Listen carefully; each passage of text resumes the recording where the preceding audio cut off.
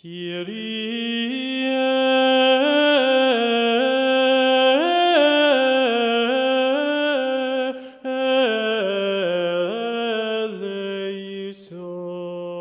eleison. 용기를 내어라. 나다. 두려워하지 마라.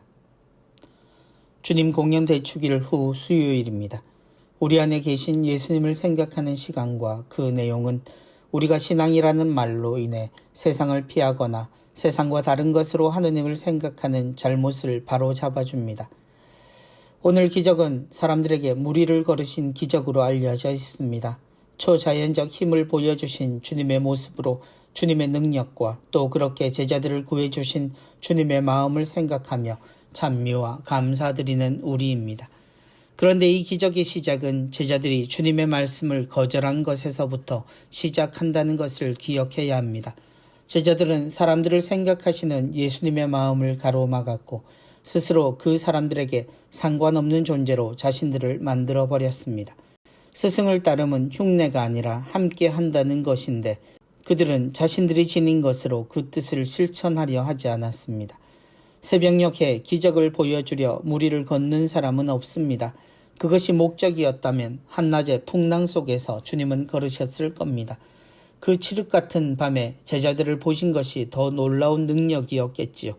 오직 주님만 중요하고 주님만 대단하다고 생각하는 사람들의 눈에는 글로 적혀 있는 장면을 영화처럼 볼 수 있겠지만 그 밤 그 새벽 제자들이 유령인 듯 놀란 것이 오히려 더 사실에 가깝다고 여겨야 할 것입니다. 제자들은 사람들의 무리에서 가장 먼저 멀어졌습니다. 그렇게 주님 없이 떠난 길에 풍랑은 자신들을 구해줄 어느 누구도 없다는 상실감과 좌절감을 주었을 겁니다. 그때 그들이 만난 주님은 기적을 베푸시는 분이 아니라 자신들을 잊지 않으신 분, 사랑이신 주님이었습니다. 우리에게 오신 주님, 그리고 다시 오실 주님을 어떻게 생각하고 계신가요? 구름을 타고 가장 높은 곳에서 우리 중 누군가를 골라내려 오시는 분, 그래서 그분의 마음에 들기 위해 애를 써야 한다고 아직도 생각하고 있다면 주님을 잘 모르는 것이 분명합니다. 주님이 바라신 것은 사람에게 필요한 사람이 되는 것, 세상에 필요한 것을 헤아릴 수 있고 그것으로 모두를 살리려 애를 쓰는 사람입니다.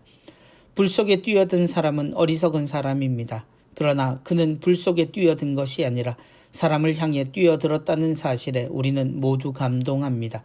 그리고 죽음과 삶을 넘어 그 행위를 기적이라 합니다. 그 밤 주님의 발밑에 있었던 물에 놀라는 사람들의 눈요기는 새벽의 어둠에 가려집니다. 오직 그 밤엔 생명의 가치를 지켜주시는 주님의 눈과 마음 그리고 발걸음이 여태 우리를 지키고 계셨습니다. 그런 주님을 알아보는 것이 공연의 가르침입니다.